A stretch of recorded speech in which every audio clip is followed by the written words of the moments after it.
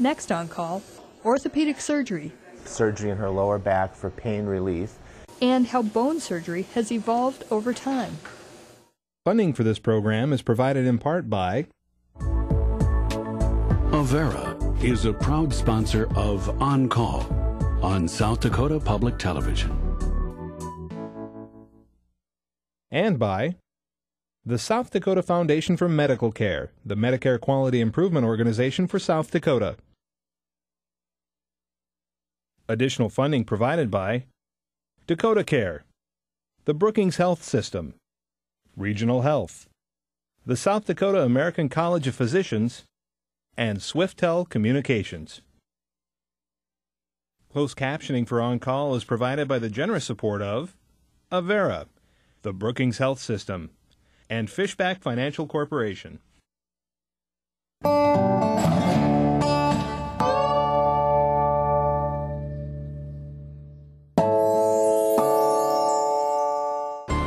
the valve.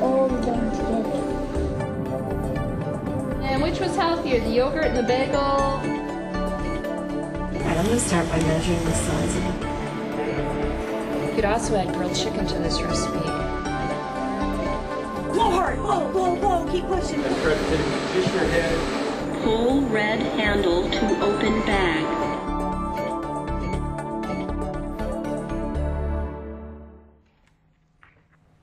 Hello and welcome to On Call. I'm Tammy Watson. Our show tonight is about orthopedics, or in a more simplistic verbiage, bone surgery. We're going to talk about the evolution of bone surgery, how it has changed over time, and we hope to answer all your questions about the past, present, and future of bone surgery. We're going to bring you stories about back surgery and joint replacement surgery, and as always, we have the experts here live in our studio ready to answer your questions. Joining me tonight are Dr. Walter Carlson and the On Call medical editor, Dr. Rick Holm. They are standing by ready to answer your questions, and the phone number for you to call is 1-888-DOCTOR-ON-CALL. Again, that's 1-888-376-6225. And helping answer the phones tonight are volunteers from the Brookings Health System. Dr. Holm, before you introduce our guest, I want to ask you, what's the most common thing that you see in your practice that requires you to send patients to a specialist like Dr. Carlson? Well, I have a myriad of bony problems that need repair and injury. You know, I take care of people who fracture their hips. Okay. And then I get them, folks, right? Older folks who fracture their hips, that's a big one. I have a lot of people who come in with bad hips, need a hip replacement, bad knees, need knee replacement. More recently, a lot of shoulders that have been needing shoulder work and ankle work. And, you know, the people out here are hard-working people, and they generally deny their pain until it's really pretty bad. So that's one of the things we can be talking about. We can talk about when is it the right time to go forward with this kind of thing. And, you know, with us today, I'm pleased to introduce to our guest for this evening, Dr. Walt Carlson, who is a specialist in both orthopedics and pediatric orthopedics. And he practices at the Orthopedic Institute in Sioux Falls. Welcome. Thank you. So let's talk about your experience. First of all, where did you grow up? You know, I grew up in northern Minnesota on the White Earth Indian Reservation. White Earth Indian Reservation in a small town called Waubun. Waubun, Minnesota. Yeah. And your dad was an orthopedic surgeon? No, there wasn't a doctor in our community, and my dad was actually a blacksmith and had the classic repair shop for farm equipment, resort work like docks and boat lifts and welding and all those sorts of things. So whatever interested you? Well, you know, I think it was our family physician in a neighboring community, Detroit Lakes, that urged me on early on. Maybe I was brainwashed by him, I'm not sure. And I liked school and I liked biology and the sciences, and I did well in school, and it just led to Concordia College in Moorhead, which is a good Lutheran school, and from which I learned about pre-med, and they were really kind of specialists in getting kids to go to medical school, and I went on to the University of Minnesota, ended up doing orthopedics at the Mayo Clinic, and then did an extra year, which we call a fellowship in pediatric orthopedics and spine surgery in Dallas at the Scottish Rite Hospital. Oh, the Scottish. Tell us a little bit about Scottish Rite. We know there are Shriners hospitals, of which there are about 19, and there are a couple Scottish Rite hospitals. It's just part of the overall Masonic order, and the Scottish Rite Hospital in Dallas is a 100-bed all-children's hospital. And it's mostly pediatric? It's all pediatrics. And it's mostly orthopedic? All pediatric orthopedics. Wow. Well, and then you came back to Sioux Falls? Yeah, and I was recruited to Sioux Falls from by a colleague who was also at Mayo, and have been there since 1983 in our practice. Great. Well, we need questions, and this is the guy to answer them, and I'll try to feed them to you. So we'll be right back after this break. A dental bone graft is used to recreate bone and soft supporting tissues lost due to gum disease. About a week and a half ago, On Call traveled to Sioux Falls to videotape a surgical procedure with tonight's guest, Dr. Walter Carlson. The procedure was a follow-up in a way to a previous back surgery, and what you're going to see in our next story is an example of how the advances of modern medicine have made a complex procedure seem almost routine. A female patient in her early 70s is being prepped for back surgery. The surgeon will remove metal hardware that was implanted over a year ago during a previous surgical procedure. Dr. Walter Carlson, an orthopedic specialist, will perform today's surgery. This was a patient that had indications or a need for surgery in her lower back for pain relief. This was done. The patient did fine, and a fusion occurred as we wanted. Sometimes, though, the little rods and screws that we use will irritate the muscle, as it did in her, and in about a third of the patients we find it helpful to remove that. Today's surgery will be quick. The actual procedure will take about 15 minutes, and hopefully the outcome will mean reduced back pain for the patient. The other benefit of removing the instrumentation is then if we needed to do an MRI scan in the future to further evaluate the patient's back, it's easier to do that MRI because the instrumentation is gone. Dr. Carlson says that while the incision will take a few weeks to heal, the patient should be able to go home this afternoon. The outcome of this procedure illustrates, in part, the advancements made in orthopedic surgery over time. The utilization of high-tech titanium hardware, plus the quick and straightforward manner in which this surgery was conducted, are examples of this progression. I think that it just shows that some of the advances in orthopedic surgery have led to shorter hospitalizations, better recoveries for patients, a better fusion rate, which is the ultimate outcome to get rid of their back pain. So I think this particular case shows where we've been and where we are and the big advancement it's had for the patient. And that girl. Doctors, to follow up on that story, let's just dive right into back surgery and talk a little bit how that has changed over time. Well, yeah, it's become a lot more frequent than it used to be. Is it? And it's a lot more targeted as far as I can see. For example, before it used to be they just fuse everything. I mean, they go in and they just, and I, as a med student, I observed it several times in Watertown, for example, when I was studying there. And it was pretty bloody and pretty harsh, and now there's a variety of different options, all depending upon the cause of the problem. Why don't you explain? Well, I think one of the things that's misunderstood is that we do back surgery for back pain. That's probably not a good indication for back surgery. For instance, if you have leg pain because something's pushing on a nerve, you might take out the disc. Or if your spine is unstable because of an injury, you might stabilize it. But if you have tightening in the spinal canal, like we call spinal stenosis, you might remove the pressure. But you need more than just back pain, because all of us, 85% of us, are going to have back pain. We don't all get a fusion. You use medication, you use physical therapy, you use exercise, chiropractic care. Many non-surgical things are very helpful. And on my exam, when I start seeing a foot drop and they're losing motor strength or muscle strength in that side because of the nerve that's being impinged, it's not just pain, but now we're seeing nerve loss. That's when I call Walt. Now let's backtrack to a fusion. Okay, you have the different vertebrae. When you're fusing things together in a back, what are you doing? Well, what you're doing is you have two segments that are moving in your back, called the vertebra and the disc between them, and sometimes that creates a pain complex for the patient, so you want to stabilize it so it doesn't keep moving.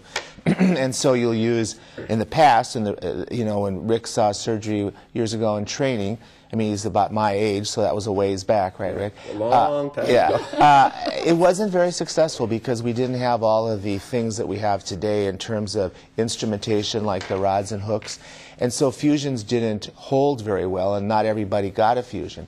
But over the developments that we've seen in the last 10 to 20 years, these screws, for instance, keep those segments rigid while the body heals. And we now have a product called bone morphogenic protein, BMP, that's produced in the lab that stimulates cells to heal. So no longer do we need to harvest the bone from someone's hip, which other people have had to do in the past. So we get almost 100% fusion. It's much safer. So the outcomes, or how patients do later, is so much better that it makes surgeons and patients more interested in doing it. I had a guy who had, for example, a neck problem where the nerve was weakening. He was losing his arm and hand use. You could see his hand just progressively getting weaker and weaker and weaker. And I had done all of the appropriate non-surgical approaches and the conservative approaches and giving it some time and getting an injection of steroids and trying everything to delay this. But he was losing function. And so at that point, he finally ended up with a fusion in the neck. It's similar to the fusion in the back. You could correct me on that. I've had one. I've had the same symptoms. My hand was going weak, and I had a disc herniation and a fusion. That was 20 years ago, and I'm doing fine from it. I mean, there was a specific reason I needed it. That was a correct treatment for it, right, and it works fine. I think in addition to these screws and rods and BMP and all these fancy things, the other thing that's helped us a great deal is the MRI, because we can now really appreciate what's going on in almost three-dimensional status with these images, and they're getting better and better and better. Amazing. So it shows us what's happening, and based upon that information, we can then apply the appropriate treatment, which might be surgical, but oftentimes isn't. Yeah, say that again. Back surgery for pain is not correct. It's because 80% get better without surgery and 80% get better after surgery. Now, there are an occasional case where back pain is the main problem, and they can't function, they can't work, they can't walk, and there's ways to decide which group would benefit from surgery through testing, but the vast majority of people with just back pain are not really surgical candidates. Okay. Right. And you do the MRI when you think that they're a surgical candidate, they're losing function. You really don't always do the MRI just for pain, correct? Right. MRI is not the first line test, but at the point where you're trying to figure out the cause and it's not getting better on its own, which most do, then the MRI is useful. Okay. Well, I think you wanted to talk about pediatric orthopedics, didn't you? Let's switch gears. I hadn't realized that you were also a pediatric surgeon, orthopedic surgeon, until there was a case of a child from another country, and I can't remember the country, but I remember I remember it well. It was early in my career. The child came from Tanzania, and Avera and the presentation sisters at that time helped sponsor it, so all the surgery was covered. We all did the work for free. Father Doyle from Sioux Falls organized collections of funds to get the transportation covered. So it was everybody loved doing it, and we've done several other cases since, but now with all the issues of immigration and getting visas and getting people into the country, it's sort of slowed down a bit. But this girl had severe bow-leggedness, and we straightened out her legs. Otherwise, she was going to be left just in the gutter. Yeah, you knew that she had no so we had to do something, but it was a remarkable case, and it turned out well, and the whole group that participated, the nurses, all the staff, we all had a great experience. Have you heard anything since? That's a long time ago. That's over 25 years ago, and we have had some contact early on, and that it helped her, and she was growing and walking and active and playing soccer. Is bow-legged rickets? Well, that could be one of the diseases that would cause bow-leggedness, and that was a common disease with vitamin D metabolism issues, and hers was probably that, actually. But there are many causes of bow-leggedness that we see that resolve on their own. Hers was just very severe. Profound. That's the one more reason for vitamin D. But we don't need to go there. Well, it's interesting that you did, because one of my friends is a professor of peds ortho in New Mexico, where there's lots of sun. And just yesterday I read an article that just came out in a journal that we all follow, where she showed that over 14% of the kids in her state of New Mexico are vitamin D deficient. And so her plea is that everybody needs to be monitoring vitamin D, even kids. You need to monitor, you need to see what the levels are, and you need to treat appropriately. And the Institute of Medicine said, they said everyone 1 year of age and older should be on a vitamin D supplement for bone growth, particularly kids, and even probably below 1, but they didn't put their neck on the line and say under 1, but they think at 1 and older. Well, it doesn't seem to cause any harm, does it? No, and we know the Institute of Medicine also said under 4,000 or less is safe.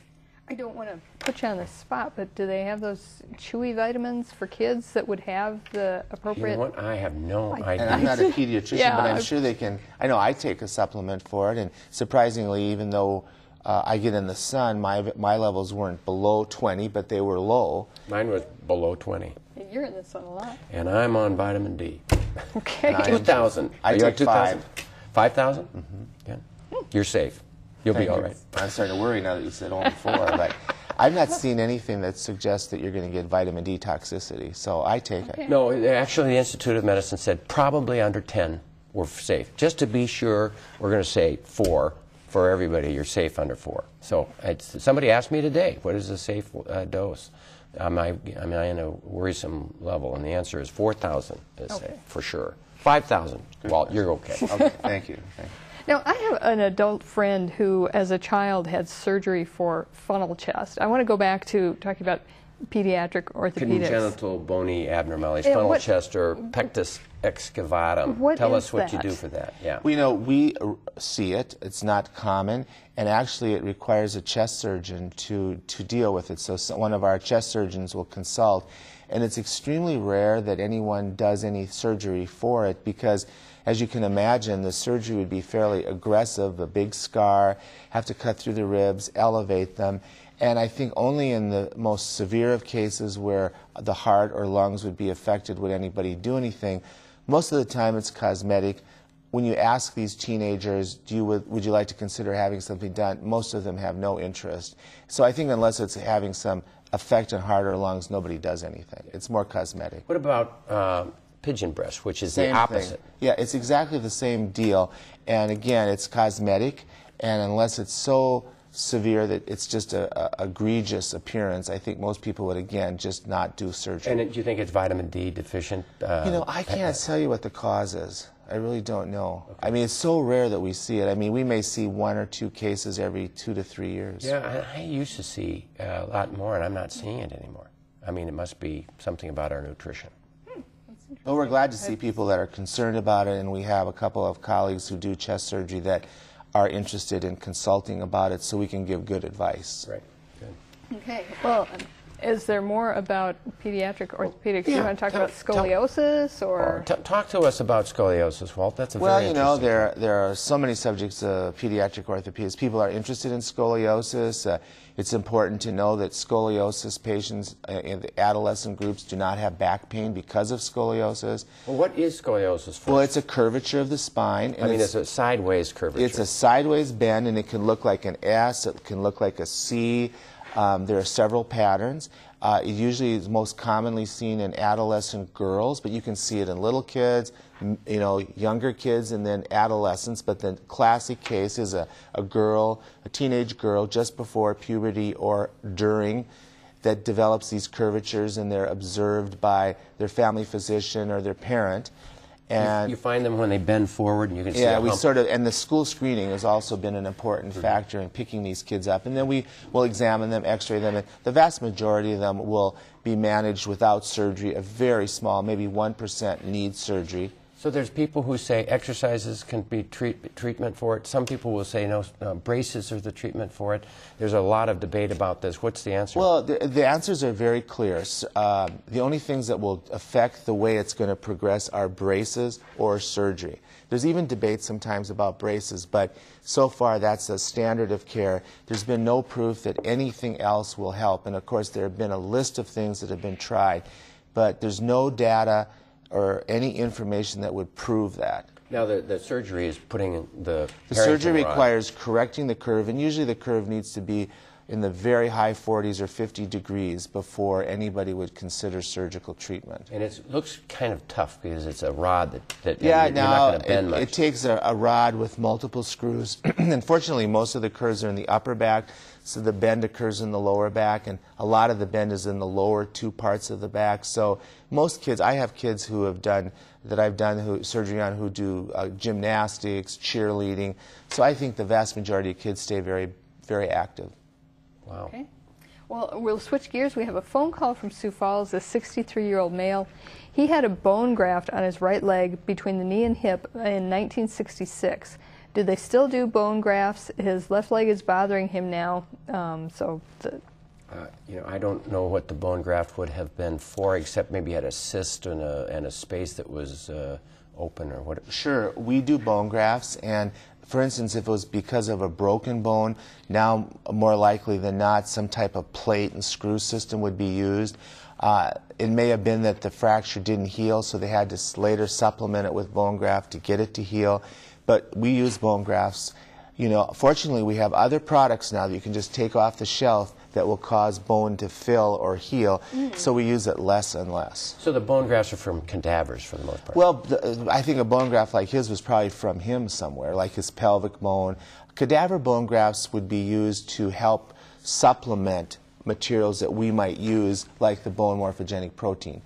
Okay. And do you borrow from the pelvic bone anymore very much? Well, you know, if there's, yeah, we would not very often. In fact, we used to do it on every back surgery. I haven't done it for years. But if we needed a bone graft for some specific purpose, we can always harvest it from the pelvis. Okay. Okay.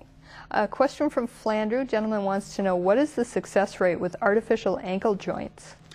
See, we know that the hips are wonderfully successful. The knees are not as successful, but pretty darn good, and the ankles and shoulders are less successful, but also fairly successful. What's your history with ankle? Well, you know, that's a newer developed joint than hips and knees, right, and so it hasn't been around as long. I just saw a patient yesterday, however, who had one, and he was very happy with it. We also have an alternative treatment is an ankle fusion, and I have patients that have had that done that have done very well with it. I mean, I think that the data would show that the total ankle isn't as successful as the hip or knee, but it's quite successful. It may have a few more complications after the surgery and in the long term. So I think it's still a joint that's been in development. You're still seeing new versions of total ankles coming out, which means that it's not quite where the hip and knee are today. What are the challenges that are involved? Well, the blood flow would be the biggest challenge, because if you think older person, that's further away from the heart, the higher risk of atherosclerosis and hardening and blockage and lack of blood flow. And that's the major it's issue. a smaller area of joint, and there's a lot of force on it, so the forces on the artificial joint are greater than the stresses, so that makes it more likely to fail. There's not as much soft tissue around the ankle to protect it, so then that makes it riskier. But, you know, again, it all boils back to indications. In other words, if it's the right patient, they're not too big, say, but they're the right patient, they're not going to be too active. I think for the right patient, it's a good thing. With all total joints, be they hips or knees or ankles or elbows or shoulders, the reason to do them is to get rid of pain, not to become a better runner or a better skier because you have arthritis. You really are doing this to get rid of pain. Wow. So as opposed to the back surgery, which is a different story. Different kind of pain. Yeah. Have you ever had a patient with an ankle replacement? Oh, I have. And you know, it takes a little bit more rehab, and it takes a little bit more patience. But you know, Right now, I had an older person who I thought for sure was going to have trouble. And, you know, the blood supply is compromised, this age group, and she's not active, but her pain is gone. And I think you just have to have the right patient and doctors that do them regularly, and people do them in Sioux Falls, and we have great results in many cases. Okay. Well, we'll switch gears. We'll go to the videotape. A few years back, OnCall was able to videotape an actual total joint replacement surgery with a patient who had osteoarthritis in his knee. The story you're about to see has some strong images. You'll see an actual surgical procedure, so if you're squeamish about things like this, consider yourself forewarned. Surgeon John Ramsay of the Avera Medical Group in Brookings performed this knee replacement surgery, and he explained the procedure to us. One note, he's going to talk a little about trials, and this is the term for the temporary components that are used during surgery to determine the correct size of the actual replacement joint that will be implanted. The patient is 72 years old. I think he's been a farmer, so he's worked hard all his life, and so he's had knee pain for several years. And there is a hierarchy of treatments that you use for arthritis, and we have gone through all what we consider conservative treatments. So that would be medications, injections, and I think he has had one arthroscopy, which is just a minor procedure where you put tubes inside the knee. When you first get in there, then you just open up, expose the joint. So it's a straight line incision in front of the knee, opening up and exposing the ends of the bone. And all we're doing is replacing the joint surface, so we're not taking away large chunks of bone. And so there are instruments or cutting jigs that we use to position over the end of the bone and cuts them at the right angle where the components will fit snugly against them. The main thing is the initial cuts, which tries to get the alignment of the knee. You want, even if they may be, because they've worn out their joint from one side to the other, you can get knock-kneed or bow-legged because of the disease process. So once you get down, you want it to have a straight leg going down in a normal fashion. So the initial cuts are crucial in order to get that alignment set up. Once we've cut the bone and put trials on there, make sure everything fits. And we're doing that both for the end of the thigh bone and the top of the shin bone and the back side of the kneecap. We can put all the trials in there and then put the joint through a range of motion, make sure everything's stable. And once everything's in the right place, then we'll get the components, the true components, and we'll put those into place. And the components on the tibia and on the femur are cemented in place, as well as a kind of a button, a plastic button on the back side of the kneecap. So we're replacing basically all three surfaces of the joint. You coat the back side of the metal component with the cement, and you coat the bone with the cement, and then you just put the cap on it. And it's got two little pegs, so that holds it in place also through holes in the bone, and that's filled up with cement also. And then once you put it in there, the cement kind of goes into the sponge parts or the open places of the bone and secures there. And then the back side of the metal has a coating on it that, with the heat of curing of the cement, it actually melts and it forms a bond to it. So you're having the metal bond to the cement and you have the bone bond to the cement. Okay. And then that's what holds it in place. And then we determine the size of the last spacer, which is the main weight-bearing plastic component of the knee. And once we decided that, we put that in place, and it kind of locks into its metal tray. And then we make sure everything works properly and the alignment is good. That's a good sign. And then we close up the incision and do layers. We close up the joint sac first, and then the soft tissues above that, leading up to the skin. You can see in these before and after x-rays the results of this total joint replacement surgery. In the x-ray taken before surgery, bone rubs on bone. In the x-ray taken after surgery, you can see the metal components of the artificial joint and some of the bone cement. The plastic spacers used to keep the joint elements separated don't show up in an x-ray, so you can't see them in this view. The actual surgery took about 2 hours, and the doctors used a spinal anesthesia, so the patient was not completely put to sleep during the process. Spinal fusion is one of the most common surgeries done in the neck or back.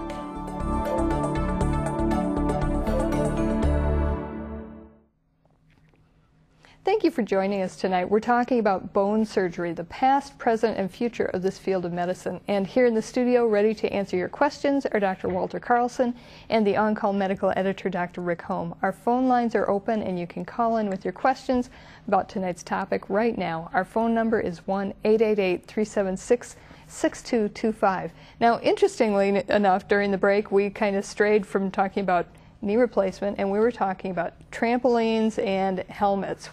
Why is that part, bike helmets? Why is that? I mean, Walt is a pediatric orthopedic surgeon, so he deals with a lot of kids with injuries. So, what's your experience, Walt? Well, I always think it's easier to prevent an injury than it is to treat an injury. So prevention in children's orthopedic injuries, I think, is a much more important thing in many respects.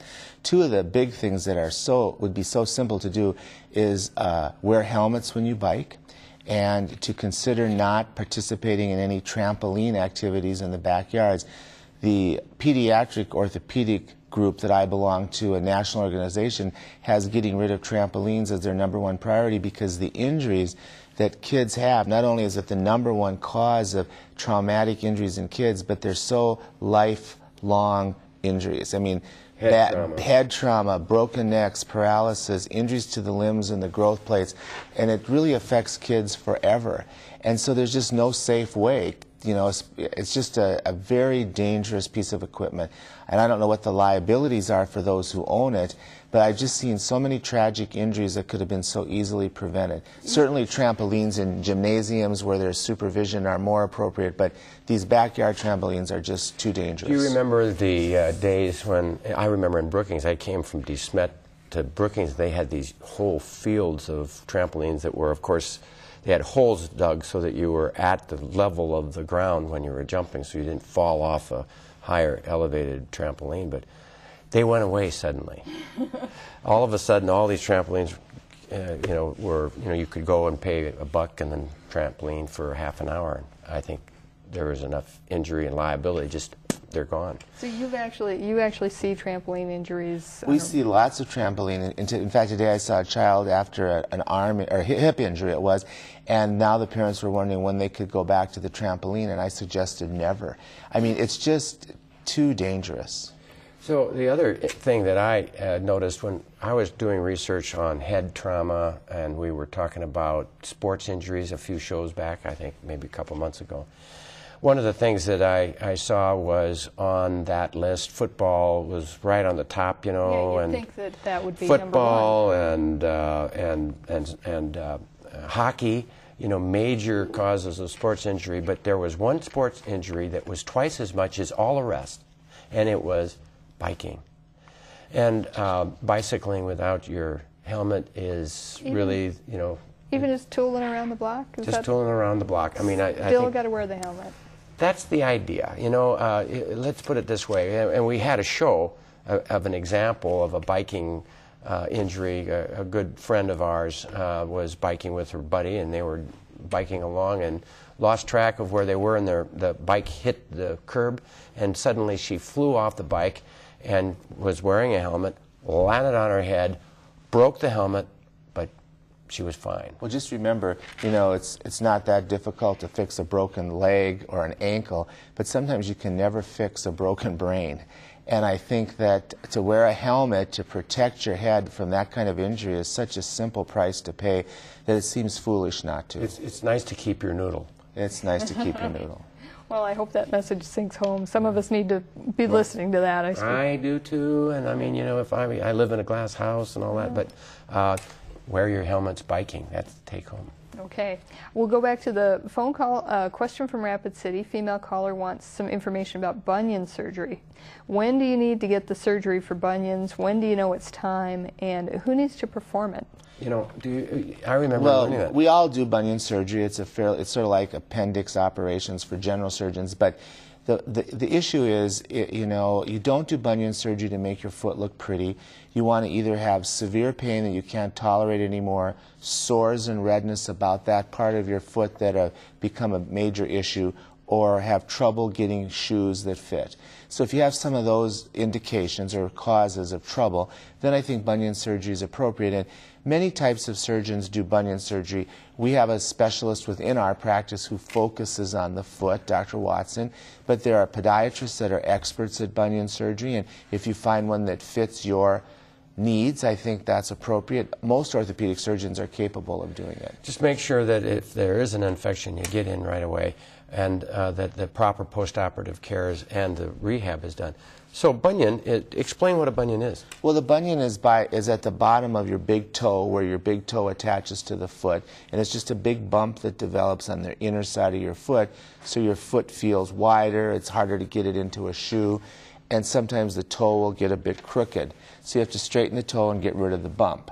And it requires a removal of bone and realignment of the bone, and it takes about 6 to 8 weeks to recover. But I mean, it's a very successful operation in most people, and people are very happy when they really need it for the right reasons. Right. Okay. Back to the phone call. Female caller, age 69. Is there surgery that can help lower back curvature of the spine below the waist? Well, so if you're talking about that 69-year-old caller. Right, curvature, and actually they're probably having what is called lumbar lordosis. You know, there's thoracic kyphosis, where you have the arch of the back, the widower's, dowager's hump is what they call it, and then you have the lumbar lordosis, which means that you have a sway back. I mean, it's they could also have lumbar scoliosis, and you will see that in people. It's based, sometimes she may have had this scoliosis all her life, or people get degenerative arthritis that leads to scoliosis. The issue for her is her age and her general health. And so if she's fairly healthy at 69, so she could tolerate what would become a very big operation, 4, 6, 8 hours long, and if it was causing severe pain, causing her to lack the ability to do most things, yes, there are surgeries for it. Typically, it's just a big, big operation. And what is the surgeries? Well, it would be just similar to surgery for any scoliosis, but it might involve going through the stomach to get to the discs to loosen up the spine, and then also to put rods and screws from the back, so you can do the front and the back of the spine. So it becomes a major surgery. Yeah, that sounds like a big one. Woofda. Yeah, but some people benefit from it, but it require a great degree of thought and preparation. I see a lot of people who have thoracic kyphosis and lumbar lordosis as they get older, osteoporosis, and they just kind of melt a little bit. Yeah. They get small, shorter, and they don't have a lot of problem with it. Sometimes they do, but most of them don't. Makes us all want to sit up straight, doesn't it? Well, any comments about that? Not get osteoporosis, I guess. Yeah. A question from Huron, a question about TMJ, the joint in the jawbone. How successful are operations to replace this joint in the jawbone? First, explain what is TMJ? Well, first I must say that a disclaimer, and that I sort of stop my work at the neck, so I don't do head and neck surgery. What I would say to that individual, though, is TMJ is the temporal mandibular joint. It's your jawbone joint, and it's like any other joint, be it a knee or a hip. There's fluid in it, and it's cartilage, so it's what we call a synovial joint.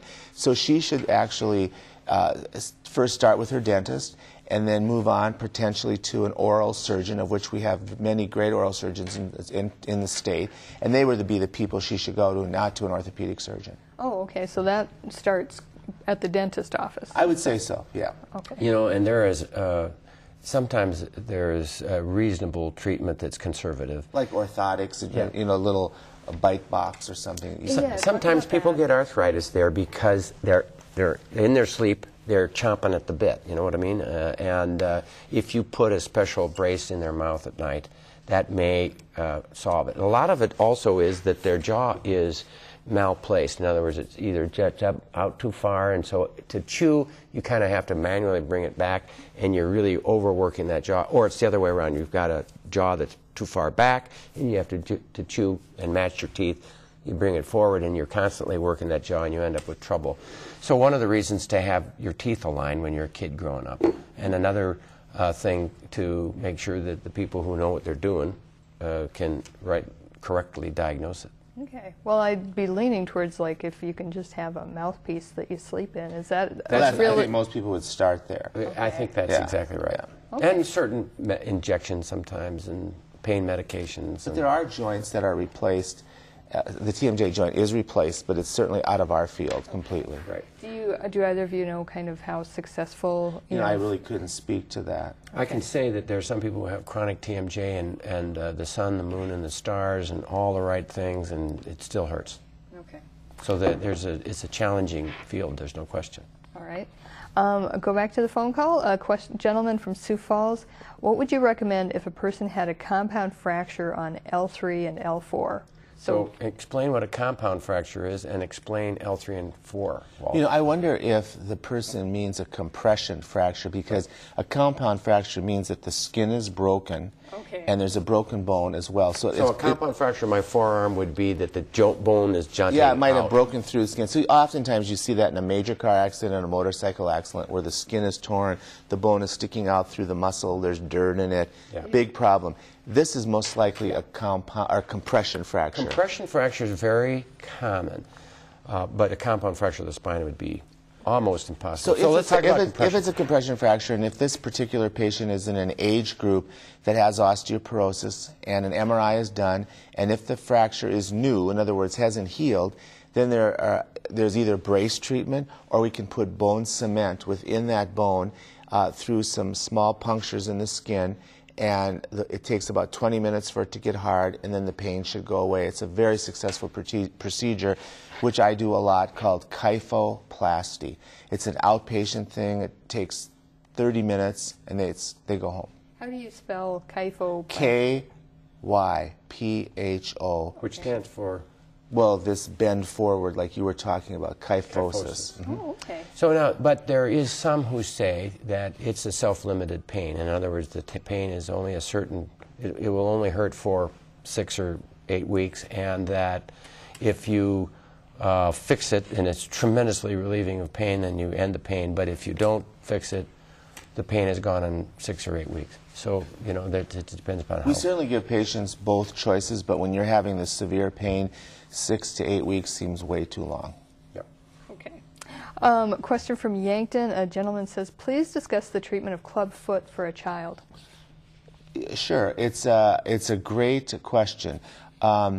Clubfoot has, in the past, and we're talking about in the past, has oftentimes been treated with casts and splints. And what is clubfoot? And well, clubfoot is when there's a deformity of the foot, so the foot is turned in and rotated. So they're sort of walking on the outer side of their foot as the child walks. Children are born with this. So when they're born, you identify it immediately and you start treatment. And the current treatment today is not surgery, but rather every week you put a new cast on and you slowly stretch the foot into a normal position. And it works every time? You know, the success rate is very high, in the 90% rate. It was developed and popularized by Dr. Ponsetti from Iowa City. He just recently died in his 90s, but there was a phase of time in the 70s and 80s where people thought surgery would be a better solution. So we were all trained in our fellowships in surgery and Ponsetti. And then as that was studied, it was found that that really wasn't as good a result at 15 to 20 years out. So everybody's gone back to Ponsetti, and it's revolutionized, once again, the care of club feet. I treated 2 today with Ponsetti casts, and usually 6 to 8 casts, and they're done. Now, I mean, isn't that what the origin of orthopedics was, really treating? As we were talking earlier, I mean, splinting deformed limbs in children was the orthopedic origin, and that's what you do with the treatment of club feet. It's very basic, but there are certain specific ways you have to do it and be trained in how to do it. Ponsetti's ways. Ponsetti's ways. All right. Okay. Question from Mitchell, a 78-year-old woman who 5 years ago had hip replacement. Now recently the cup has shifted. She does have pain and takes something for it, but is wondering what caused this and how to remedy it. It's a failed artificial hip. That doesn't happen much, does it? But it does happen. Yes, anything that we do in surgery, in orthopedic surgery, has a chance of not working long term. These are artificial parts, plastic and metal, and just like parts in your car or parts in your combine, they can wear out and not, survive. So in her case, we have to find out if she has an infection or not, and then we would have to assess her health and look at the whole joint, not just the cup, but the femur or the stem part, the ball part, and likely the only remedy is going to be to have it redone, or we call our hip revision, and they're quite successful. It doesn't happen very often, but total hip outcomes, very high outcomes in the 95th percentile patient satisfaction, but sometimes after 10 to 15 to 20 years, you'll see them wear out. Now, you said hers was wearing out at 5, so it's very hard to know what the cause of that was. But that's for unusual. Sure. It's not as common, but we've seen it happen. Again, it's a mechanical device. And the revision is pretty tough to do? You know, it can be challenging, and in our practice we have a couple people that focus more on that, and they become experts at it, but there are lots of special techniques, and nowadays there are so many different ways to do it and special products available to make it better for the patient that I think she'd be better off getting it assessed to make sure she doesn't let it go too long and have it fixed, and also make sure she doesn't have an infection. Okay. Yeah. All right. Here's a good question. Sioux Center, Iowa, female caller, age 75. What is a Jones fracture? I've never heard that one. I think it's when Fred Jones falls and breaks that leg, and then it's called Jones's fracture. What she's referring to is a fracture in the foot, and it's of the fifth bone in the foot, your pinky, part of your pinky bone, but more toward the bottom, and it's just a fracture across that bone. How did it get such a specific name? Well, you know, Rick was talking earlier about Watson Jones. Yeah. No relation, I guess. Well, it might very well have been. I mean, you know, I'd have to look that one up because it's not something I keep top of mind, but it's just a name or an acronym applied to a specific fracture that someone has described in a journal and identified it and the treatment recommendations for the rest of us to learn from. And you know, back when we were going to medical school, Walt, there were a lot more acronyms, a lot of names attached to different illnesses and so on. There was Sister Mary Joseph's nodes, which are the nodes around the umbilicus that occur in people who have pancreatic cancer, and it was a Mayo Clinic surgical nurse who discovered it. If you name it after a person, that's an acronym. And but they've tried to veer away from that. You know, I think oftentimes what happens is someone takes the time to look at a group of patients with the same problem and then present information about how their treatment worked or didn't work, and you put it in a journal. Eventually, it sometimes gets described as your deal. Your illness. Okay. Yeah.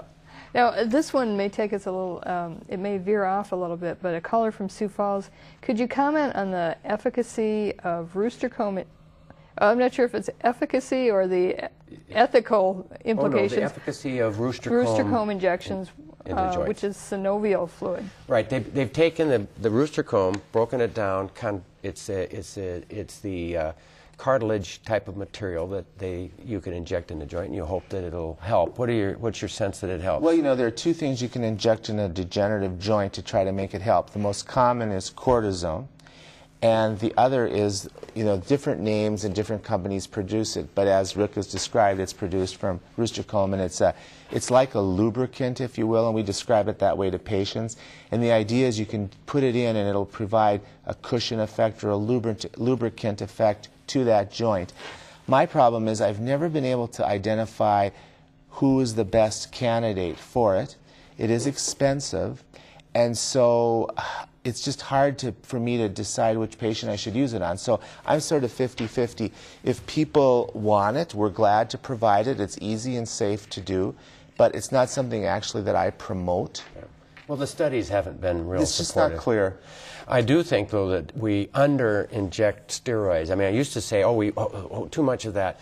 But, and I think in a controlled manner, in an older person with degenerative joint disease who is just getting by, and this gives them, they're having an inflammatory response, you can inject those every 6 months or so safely without a great deal of problem. What is your thought on that? Yeah, we have a rule. It's kind of like baseball. You get 3 times a year. And I think they can be very effective. I don't know that there's major complication. Every now and then we'll inject it in someone and they get a major reaction, they get flushed, or they feel that they got sick from it, but it's so rare that we do it every day. What about the people who are getting those same injections in the back, and they seem to be getting a lot of them? I mean, there's some places where they get a lot of steroids. I have the same rule. I mean, I think if you can't succeed in helping people long-term after 3 tries, you need to move on to something else. And I think that's kind of the general standard for, you were probably talking about the so-called epidural block, or some people say spinal flood. And in a year's time, I only will offer it 3 times. Okay. We've got to wrap up. We've got maybe 30 seconds for you to give us any parting words of wisdom. Message, Walt. Well, I think prevention is key to so many things, be it vitamin D, helmets, don't use trampolines in kids, and older people, be careful in the winter so you don't slip and fall. Falls are a major problem in older people, as both of us know. So use a walker or a cane if you're unstable or dizzy. Be careful of ice, you know, wet floors, throw rugs on the floors. I think if we could just be more thoughtful about prevention, you could solve a lot of orthopedic issues. Yep. All right. Thank you so much, Walt. I appreciate you being here. Okay, thanks for watching, and stay tuned. We'll be right back with the Homespun Perspective and then what's new in medical science. Looking for reliable healthcare information online? You can start with the resources link at the OnCall website. From there, you can access a variety of accurate and dependable information sources, including the South Dakota State Department of Health and Medline Plus. The history of medicine is filled with stories of bone setters, and in the Middle Ages, they even had a guild. These people splinted broken bones with sticks, leather, and clay casts, and were separate from physicians and barber surgeons. Then, in the 1700s, Nicolas André, a professor of medicine at the University of Paris, formally described methods to treat bony deformities, such as club feet, in newborn children with splinting. He described similar methods used for the straightening of young tree saplings. André wrote a textbook on the subject titled Les Orthopédies. The ancient Greek word orthos means free from deformity, to straighten, to make right. And the Greek word pedia refers to the art of raising a child. Literally, orthopedics means to straighten the bent bones of children. Together, they provide for the name of a present-day surgical specialty, but other things had to happen first. In the mid-1800s, ether and then chloroform were discovered. During the Civil War, these anesthetic agents made amputations a way to save lives after limbs were shattered from dirty gunshot wounds. It wasn't until after the war that we became aware of bacteria and discovered how antiseptic methods could avoid infection after surgery and prevent the need for amputation. Just about at the same time, X-rays were discovered by Wilhelm Röntgen, which allowed for the marvelous and revealing image of our internal bony structure. Well, this all set the stage for expanding the orthopedic focus from just casting deformities of children. In the 1890s, a well-known bone setter from Liverpool, England, Evan Thomas, encouraged his son, Hugh, to go to medical school, and afterward taught Hugh bone setting and casting methods, which at the time were not being taught in medical school. Hugh and his nephew, Robert Jones, worked together to develop orthopedic surgical methods in treating not just deformed children, but also bone injuries in construction workers, and then war injuries in military men during World War I. And thus we have come from bone setters and straightening the bones of children to the marvelous field of orthopedic surgery. We'll be right back.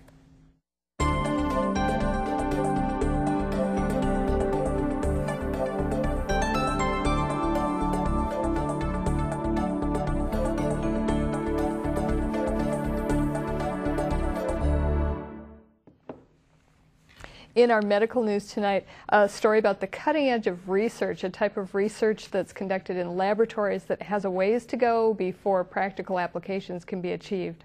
Researchers at Lund University in Sweden have been successful in reprogramming mature human skin cells into serving as brain cells. And their target was the type of nerve cells that produce dopamine in the human brain. And dopamine-producing cells are the cells that die in the patients who are developing Parkinson's disease. More research is needed to learn how these reprogrammed cells can survive and function in the brain, but the scientists involved in the study are hopeful.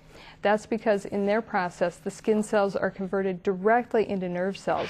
Previous researchers converted skin cells into stem cells and then into nerve cells. But in certain situations, the stem cells would continue to divide, and this would ultimately lead to the formation of tumors. And changing topics, a quick note about our programming. Next week, we're going to talk about kidney disease, so make sure to tune in. And then coming up after that, we've got shows on alcoholism and issues in internal medicine coming down the schedule. So make sure to tune in. You won't want to miss those. And on that note, we're just about out of time. Remember, On Call is rebroadcast on SDPB Digital Channel 2, Mondays at 11 a.m. Central and Wednesdays at 4 p.m. Central. Once more, I'd like to thank our guest, Dr. Walter Carlson, and our medical editor, Dr. Rick Holm. Thanks to our phone volunteers, and thanks to you for watching and calling in. Have a good evening.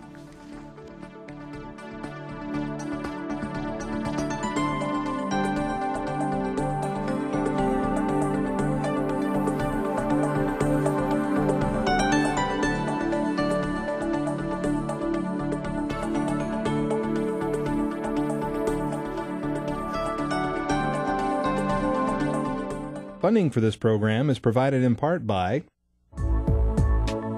Avera is a proud sponsor of On Call on South Dakota Public Television. and by the South Dakota Foundation for Medical Care, the Medicare Quality Improvement Organization for South Dakota. Additional funding provided by Dakota Care, the Brookings Health System, Regional Health, the South Dakota American College of Physicians, and Swiftel Communications.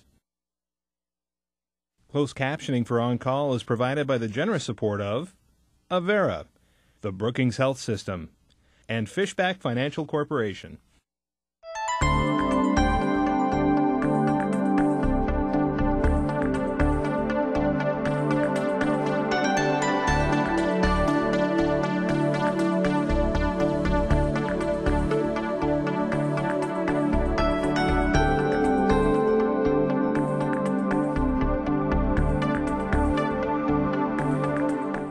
To learn more about life and health, you can order your copy of The Picture of Health, a beautiful book containing insightful essays and evocative images by On-Call medical editor Dr. Rick Holm and Dr. Judith Peterson. This book, containing healthcare advice, stories of medical history, and meditations on healing, can now be yours for $17 at the South Dakota Ag Heritage Museum. Call 1-877-227-0015 to order. This offer is made by Ag Bio Communications at South Dakota State University.